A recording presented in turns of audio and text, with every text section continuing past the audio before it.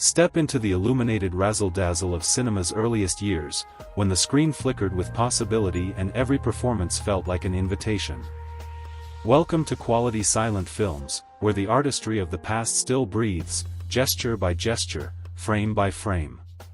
Tonight's presentation takes us back to 1915 and to a short but unforgettable work by Charlie Chaplin, a year when his star was rising faster than anyone could have imagined.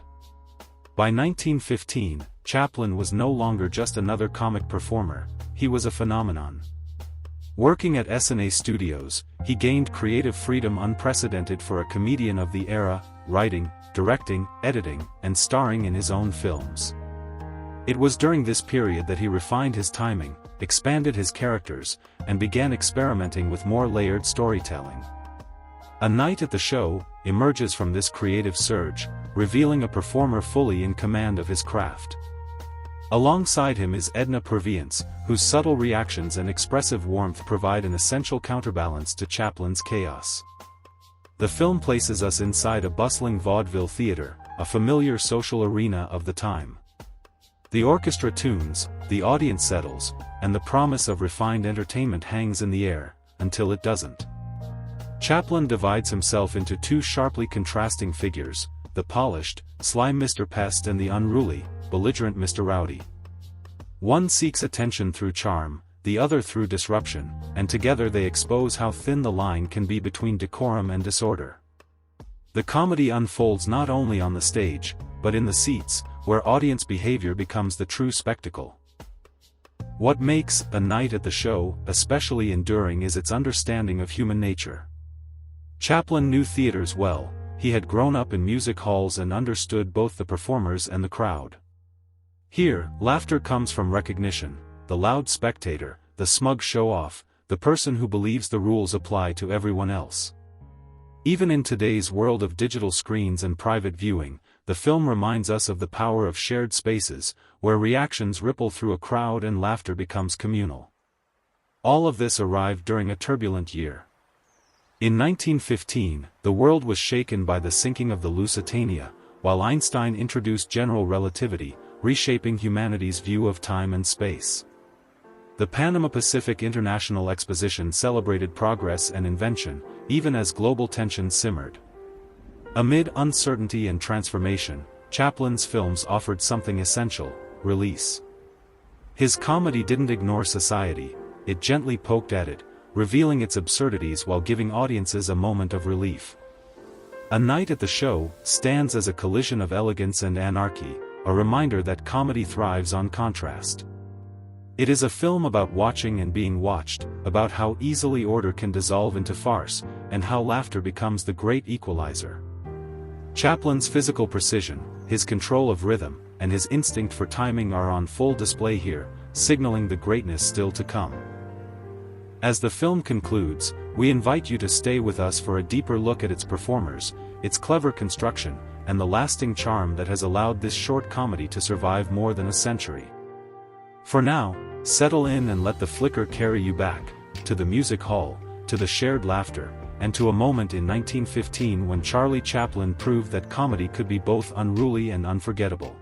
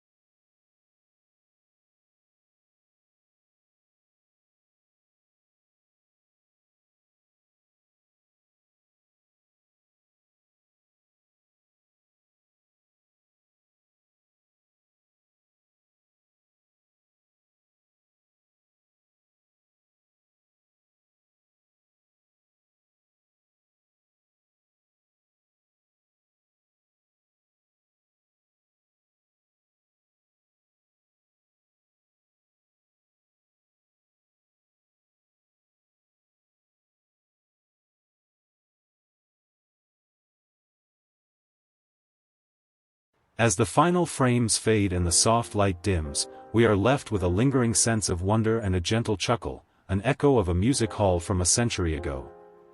The chaos of the theater, the mischievous behavior of its patrons, and the elegant absurdity of Chaplin's characters form a tapestry of humor and humanity that lingers in the mind. The mood is both nostalgic and exuberant, reminding us of the joy that emerges when order collides with playful disorder, and of the timeless pleasure found in observing human folly. Charles Chaplin, born in London on April 16, 1889, and passing on December 25, 1977, in Coursières-sur-Vevey, Switzerland, was a master of silent comedy whose influence shaped the very language of cinema. Rising from a childhood marked by poverty and early stage work in Fred Carnot's troupe, he brought theatrical sophistication to screen comedy, blending physical precision with emotional depth and social insight.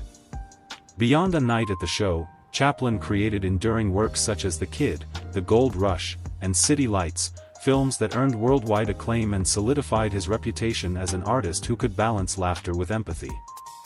Edna Purviance, born in Paradise Valley, Nevada, in 1895 and passing in Los Angeles in 1958, was Chaplin's most frequent collaborator during this period and his most recognizable leading lady.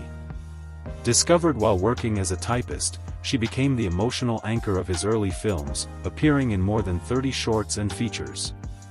Her expressive subtlety and warmth gave Chaplin's comedies a romantic and human counterpoint that audiences deeply connected with. The supporting cast added essential texture to the film's comic world. Phyllis Allen, with her vaudeville background, delivered a commanding presence, often portraying stern figures whose reactions heightened the surrounding chaos. Lloyd Bacon began as a supporting actor in Chaplin's films before moving on to an extraordinary directing career, later helming over 100 films including 42nd Street. Charles Inslee frequently played quirky authority figures, using bold physical comedy that balanced Chaplin's finesse. Margie Rieger and Carrie Clark Ward were well known for short comedies, with Ward especially admired for character roles that blended warmth and absurdity.